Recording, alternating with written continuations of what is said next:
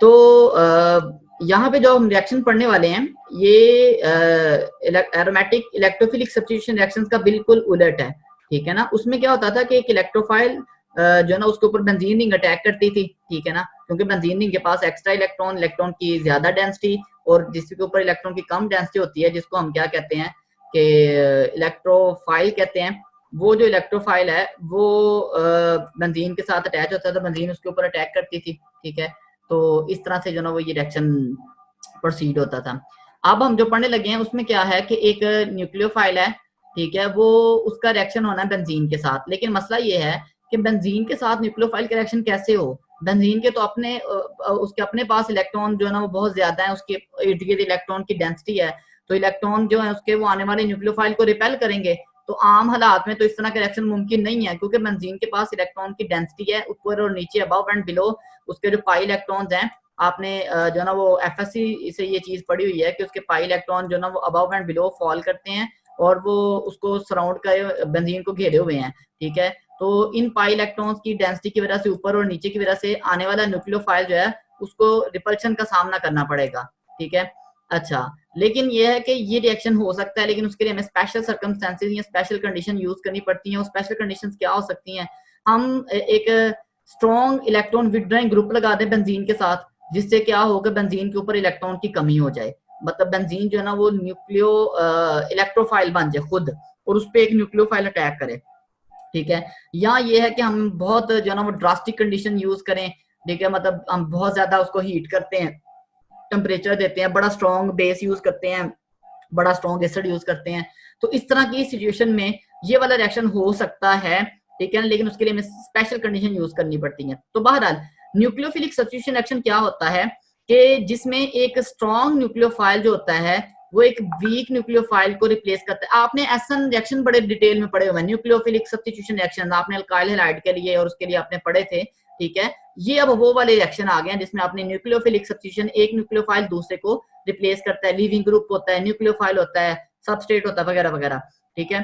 तो इसमें क्या होता है कि एक स्ट्रॉन्ग न्यूक्लियोफाइल एक वीक न्यूक्लियोफाइल को रिप्लेस करता है, ठीक है, और ये स्पेशल कंडीशंस के अंडर होता है।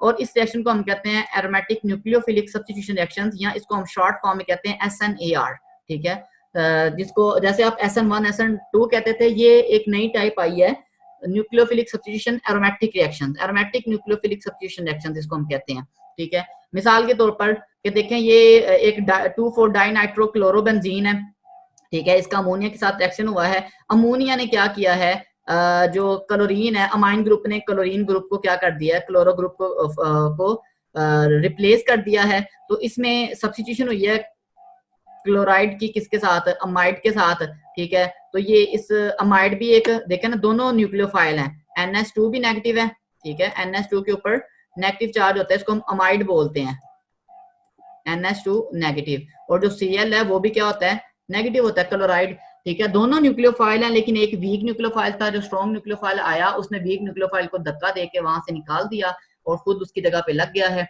इस रिएक्शन को हम कहते हैं एरोमेटिक न्यूक्लियोफिलिक सब्स्टिट्यूशन रिएक्शन। अच्छा, तो ये आपके जहन में यहाँ तक आपको दो चीजें जहन में होनी चाहिए कि हम पढ़ने क्या जा रहे हैं। हम एक सिंपल न्यूक्लियोफिलिक सब्स्टिट्यूशन रिएक्शन पढ़ने जा रहे हैं जिसमें एक न्यूक्लियोफाइल दूसरे न्यूक्लियोफाइल को रिप्लेस करता है।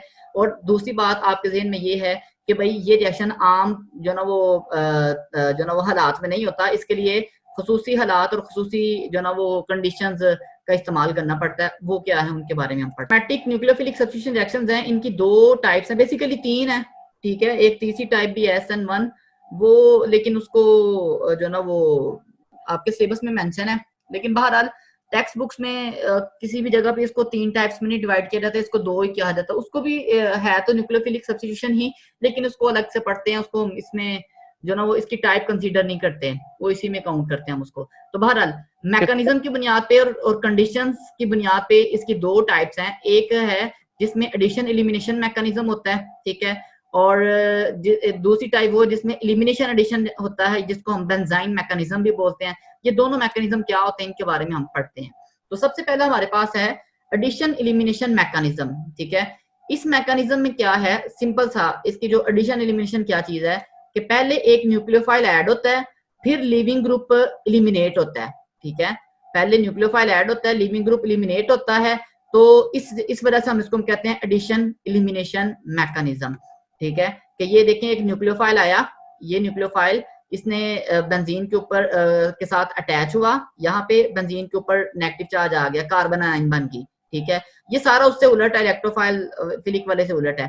ठीक है, अच्छा अब ये नेगेटिव चार्ज रेजोनेट हुआ, वो सारा कुछ हुआ, और दी एंड क्या हुआ कि ये जो एक्स है यहाँ से रिमूव हो गया और उसकी जगह एक्स की जगह यहाँ पे क्या आ गया है, वाई आ गया। तो इस तरह से एक न्यूक्लियोफिलिक सब्स्टिट्यूशन रिएक्शन हो गया। ठीक है, जनरल मैकेनिज्म इसका ये है कि पहले न्यूक्लियोफाइल ऐड हुआ, फिर लिविंग ग्रुप लीव हुआ। अगर आपको याद हो तो ये मैकेनिज्म जो होता है हमने पढ़ा हुआ है एसएन रिएक्शंस में, ये SN1 का मैकेनिज्म लग रहा है या SN2 का लग रहा है, बताएं जरा। सर ये SN2 का है, क्योंकि SN1 में तो पहले निकल जाता, बाद में आकर अटैच होता है। ठीक है, शाबाश। तो ये देखने में ऐसा लग रहा है कि ये मैकेनिज्म कौन सा है, SN2। ठीक है, कि जिसमें 2 मॉलिक्यूल पार्टिसिपेट कर रहे हैं ना, न्यूक्लियोफिलिक सब्स्टिट्यूशन बाई मॉलिक्यूलर के पहले आके वो लग जाता है, फिर वो लिविंग ग्रुप जाता है। ठीक है, तो अब हमने देखना है कि इसका मैकेनिज्म कौन सा है, क्या इसका मैकेनिज्म SN1 है या SN2 है या दोनों ही नहीं है। ठीक है, तो मैकेनिज्म की बात करने से पहले इसकी जो कंडीशंस, जो खास कंडीशन जिनमें ये रिएक्शन होता है, वो 3 कंडीशंस होना जरूरी है इस रिएक्शन होने के लिए। वो पहली कंडीशन ये है कि बेंजीन के साथ एक स्ट्रॉन्ग इलेक्ट्रॉन विथड्रॉइंग ग्रुप लगा हो, जो कि लिविंग ग्रुप के या तो ऑर्थो हो या क्या हो, पैरा हो। मतलब कहने का ये है कि लिविंग ग्रुप पे भी इलेक्ट्रॉन की डेंसिटी कम हो, बेंजीन पे भी इलेक्ट्रॉन की डेंसिटी कम हो, और ये इलेक्ट्रॉन डेंसिटी कम करने का जिम्मेदार कौन हो, एक स्ट्रॉन्ग इलेक्ट्रॉन विथड्रॉइंग ग्रुप। ठीक है, तो पहली शर्त यह है कि बेंजीन के पे इलेक्ट्रॉन की डेंसिटी कम हुई हो आम की निस्बत, नॉर्मल की निस्बत। अगर कम नहीं होगी तो उसमें न्यूक्लियोफाइल अटैक नहीं कर सकेगा, क्योंकि बेंजीन का नेगेटिव न्यूक्लियोफाइल के नेगेटिव को क्या करेगा, रिपेल करेगा।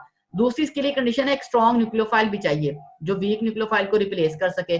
और तीसरी कंडीशन ये है कि जो लिविंग ग्रुप है वो एक अच्छे बच्चे की तरह वहां से चुप आराम से जो ना वो आसानी के साथ उसको एक दफा कहा जाए इज्जत से तो वो वहां से निकल जाए। ठीक है ना, तो कई होते हैं ना ढीठ मतलब किस्म के न्यूक्लियोफाइल के, वो कहीं नहीं मैंने नहीं जाना, मैंने इधर ही रहना है। ठीक है ना, ये मेरी सीट है, पहले मैं आके बैठ गया था, वगैरह वगैरह इस तरह की। तो एक अच्छा न्यूक्लियोफाइल हो, लिविंग ग्रुप हो, जिसको पता है कि भाई ये जो आने वाला न्यूक्लियोफाइल है तगड़ा है। ठीक है, तो इसकी बात ना मानी तो उसके नतायज बुरे भी हो सकते हैं, तो वो चुपचाप न्यूक्लियोफाइल आके लगे तो वो खुद चुपचाप वहां से जो ना वो इज्जत के साथ चला जाए। तो खैर ये 3 कंडीशन इसके लिए जरूरी हैं। ठीक है, एक तो ये कि स्ट्रॉन्ग न्यूक्लियोफाइल,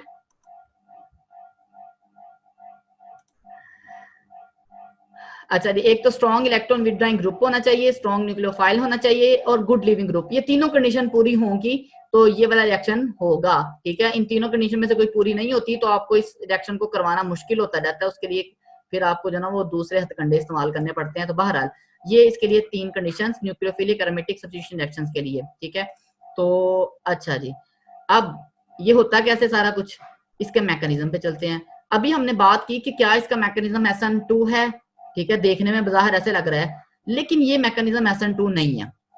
आपको पता है कि SN2 मैकेनिज्म के लिए बेसिक शर्त ये है कि जो न्यूक्लियोफाइल आने वाला है वो बैक साइड से अटैक करता है। अगर आपने SN2 की रिएक्शन अगर आपको याद हो तो हम कहते हैं कि इसमें उसका अटैक बैक साइड से होता है और लिविंग ग्रुप जो ना वो फिर मतलब लिविंग ग्रुप की ऑपोजिट साइड से अटैक करता है। अब मसला ये है कि जो कार्बन है ना बेंजीन रिंग के, वो सारे के सारे sp2 हाइब्रिडाइज्ड हैं। sp2 हाइब्रिडाइज का मतलब वो रिंग बना रहे हैं हर एक के साथ। SN2 मैकेनिज्म नहीं हो सकता। वजह देखिए, SN2 मैकेनिज्म के लिए बुनियादी शर्त ये है कि अगर आपने जो आप सिंपल जो आपने न्यूक्लियोफिलिक सब्स्टिट्यूशन रिएक्शंस पढ़े थे, मिसाल के तौर पर आप कहते हैं कि एक कार्बन है ये वाला, उसके साथ 3 ग्रुप अटैच है। ठीक है, तो अगर न्यूक्लियोफाइल ने अटैक करना है तो वो बैक साइड से करे। ठीक है, अगर इधर लिविंग ग्रुप लगा हुआ है। ठीक है, तो SN2 के लिए उसका बैक साइड से अटैक करना जरूरी है, लेकिन यहाँ पे न्यूक्लियोफाइल बैक से अटैक कर ही नहीं सकता, क्योंकि बैक से मुराद है तो उसको रिंग के अंदर जाके अटैक करवाना पड़ेगा। उसकी बैक तो ये बन रही है ना, तो रिंग के अंदर घुस के तो वो अटैक नहीं कर सकता जो आने वाला न्यूक्लियोफाइल है। इस वजह से जो है वो मैकेनिज्म नहीं हो सकता। वजह क्या है कि SN2 के लिए शर्त ये है कि बैक साइड अटैक हो, लेकिन यहाँ पे बैक साइड सिर्फ मुमकिन है तब जब वो रिंग के अंदर जाके अटैक करे, और ये जो एक हाइपोथेटिकल रिएक्शन शो किया हुआ है ऐसा मुमकिन नहीं है। ठीक है, तो ये तो पहली चीज तो नहीं। अब अगर SN2 नहीं है तो क्या SN1 है, तो SN1 भी नहीं मुमकिन। क्यों? SN1 में तो क्या होता है कि लिविंग ग्रुप खुद ब खुद लीव कर जाता है, लेकिन यहाँ पे लिविंग ग्रुप को ऐसी कोई पड़ी नहीं है कि वो खुद ब खुद बेंजीन के साथ लगा लगा जो ना वो लीव कर जाए। क्यों? क्योंकि अगर यहाँ पे लिविंग ग्रुप छोड़ के जाता है ना बेंजीन को, तो उसका जो एम्प्टी ऑर्बिटल होगा वो हाइब्रिडाइज्ड ऑर्बिटल होगा। आमतौर पे जब आप SN1 में पढ़ते हैं, वो जो लीविंग ग्रुप खाली ऑर्बिटल छोड़ के जाता है वो p ऑर्बिटल होता है, वो हाइब्रिडाइज्ड ऑर्बिटल नहीं होता। ठीक है, तो p में और हाइब्रिडाइज्ड ऑर्बिटल में फर्क है।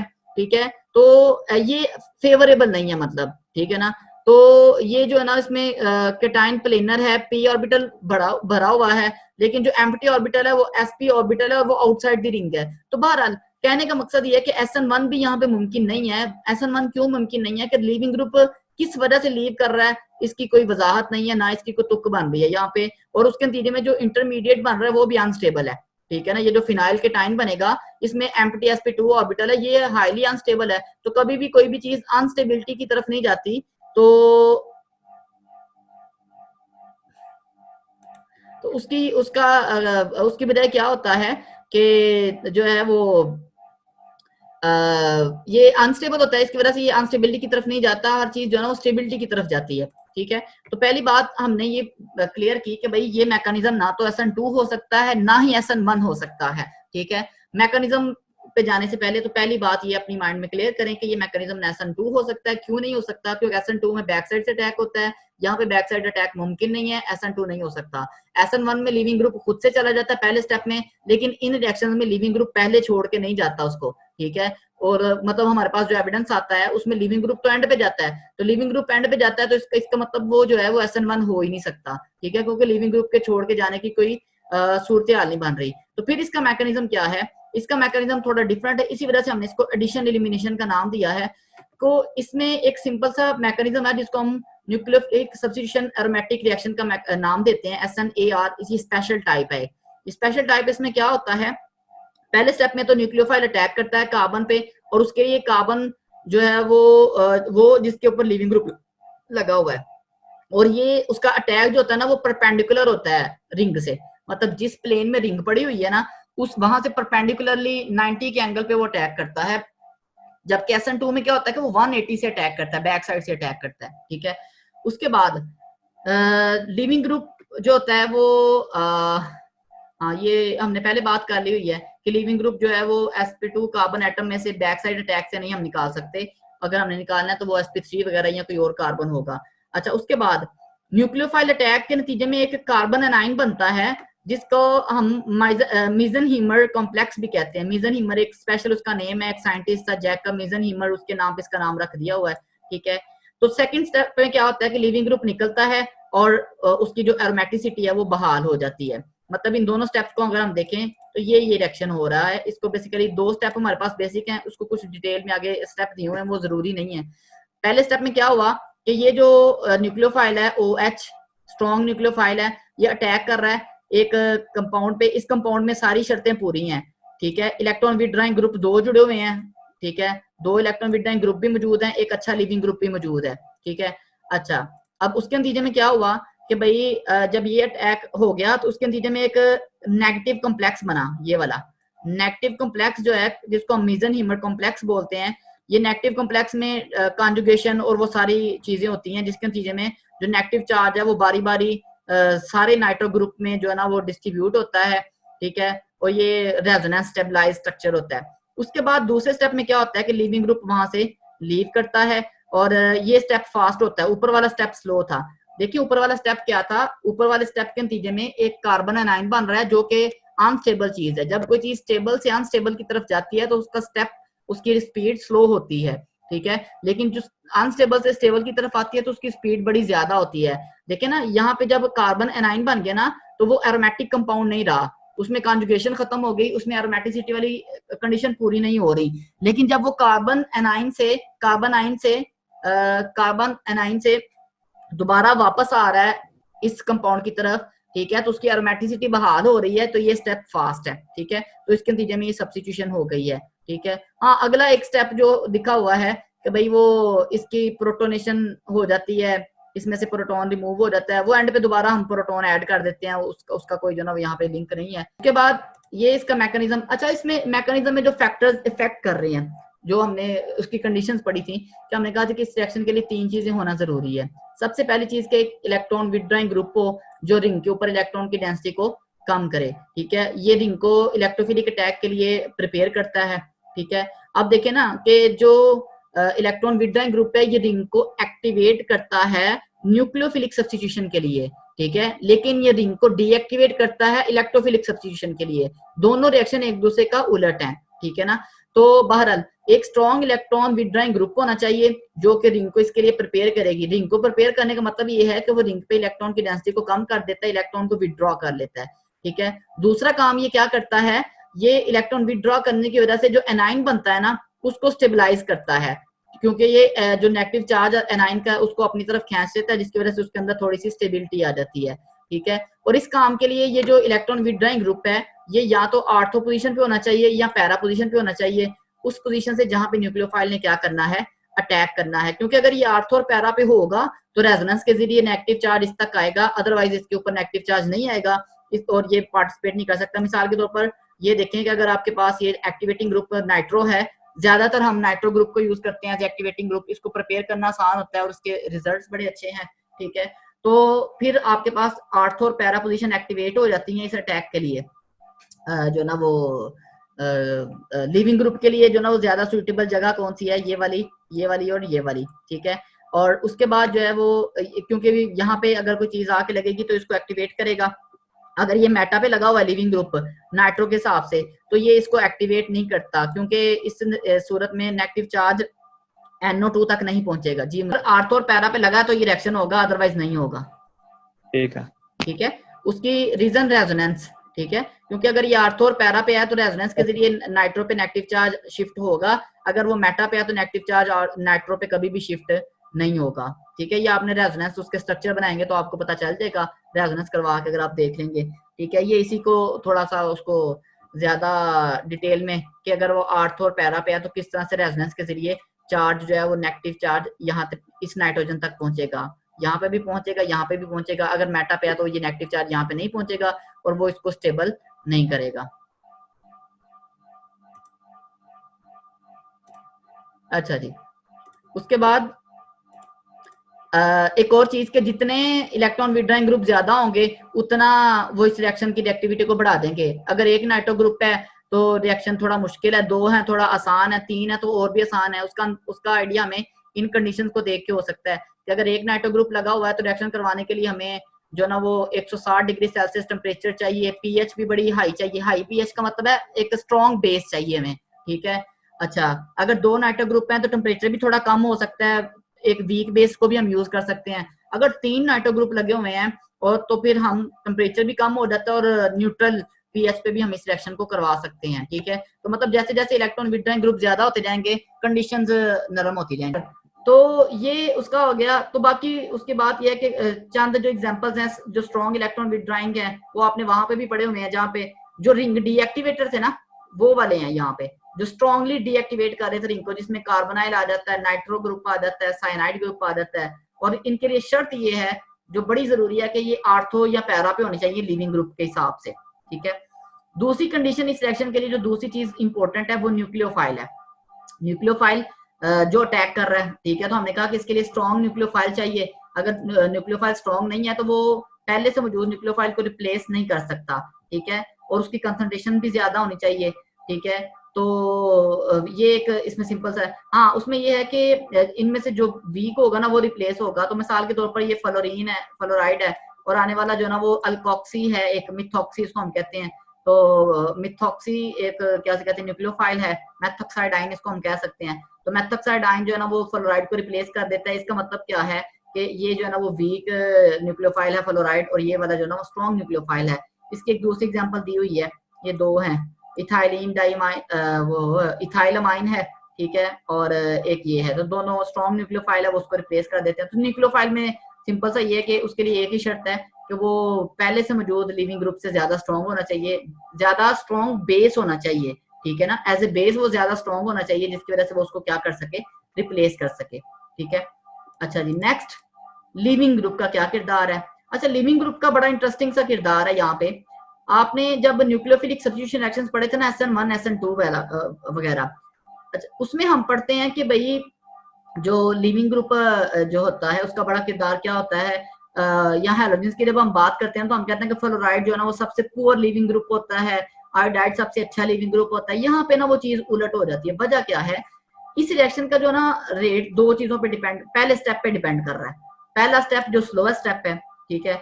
अच्छा, अब पहले स्टेप में क्या हो रहा है कि न्यूक्लियोफाइल अटैक कर रहा है, ठीक है, आके लग रहा है, और उसी वक्त वहां पे जो है वो पहले से मौजूद लिविंग ग्रुप भी मौजूद है, सही है ना। अब आपको पता है कि इस रिएक्शन के लिए जरूरी है,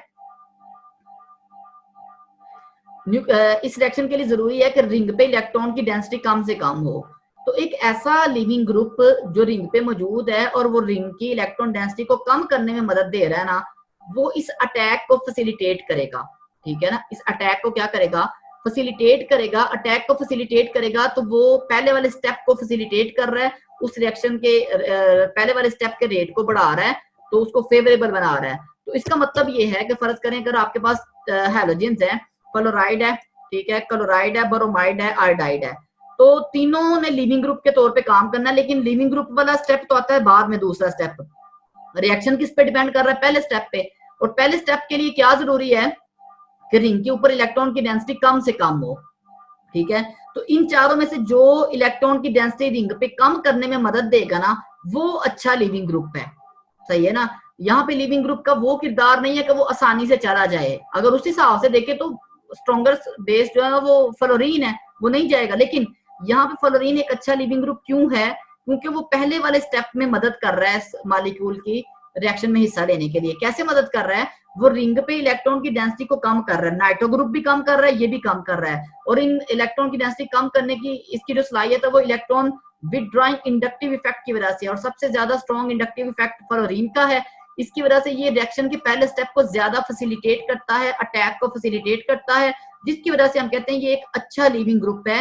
ये रिएक्शन को ज्यादा बेहतर तरीके से करवाता है, ज्यादा स्पीड से करवाता है, और इसकी मौजूदगी में रिएक्शन ज्यादा फेवरेबल है, ठीक है। तो यहाँ पे हम कंक्लूड करते हैं कि ये अच्छा लिविंग ग्रुप यहाँ पे वो होगा जो रिंग पे इलेक्ट्रॉन की डेंसिटी को कम करे, ठीक है। जितना ज्यादा कम करेगा वो उतना अच्छा लिविंग ग्रुप होगा, ठीक है। मतलब हम कहते हैं कि यहाँ पे लिविंग ग्रुप का लीव करने से ज्यादा किरदार इस चीज में है कि वो रिंग पे इलेक्ट्रॉन की डेंसिटी में जो ना कम करने में कितनी मदद कर रहा है, ठीक है ना। तो इस हवाले से अगर हम बात करें तो हैलोजेंस में से सबसे ज्यादा इलेक्ट्रॉन की डेंसिटी रिंग पे कम करेगा फ्लोरीन इंडक्टिव इफेक्ट के जरिए, और वही सबसे अच्छा जो है वो लिविंग ग्रुप होगा, ठीक है। तो ये बात है कि लिविंग ग्रुप जो है वो सेकंड स्टेप पे डिपेंड नहीं कर रहा, ठीक है। उसमें तो रिएक्शन डिपेंड ही नहीं करता, रिएक्शन डिपेंड करता है फर्स्ट स्टेप पे, स्लो स्टेप पे। तो इस वजह से जो ना वो फ्लोराइड सेकंड स्टेप को तो स्लो डाउन करता है क्योंकि वो आसानी से नहीं जाता पर बाकियों की निस्बत, लेकिन चूंकि वो फर्स्ट स्टेप को ज्यादा फैसिलिटेट करता है और उसका वो इफेक्ट बड़ा है, इस वजह से हम कहते हैं कि फ्लोराइड जो है वो एक अच्छा लिविंग ग्रुप है। तो इन शॉर्ट अगर मैं कंक्लूड करूं तो यहाँ पे जब मैं लिविंग ग्रुप का लफ्ज बोल रहा हूँ तो लिविंग ग्रुप का क्या किरदार है, तो लिविंग ग्रुप का किरदार लीव करना नहीं है। यहाँ पे लिविंग ग्रुप का बेसिक किरदार ये है कि वो न्यूक्लियोफाइल के अटैक को फैसिलिटेट करे, और जो लिविंग ग्रुप न्यूक्लियोफाइल के अटैक को ज्यादा फैसिलिटेट करेगा वो एक ज्यादा अच्छा लिविंग ग्रुप होगा।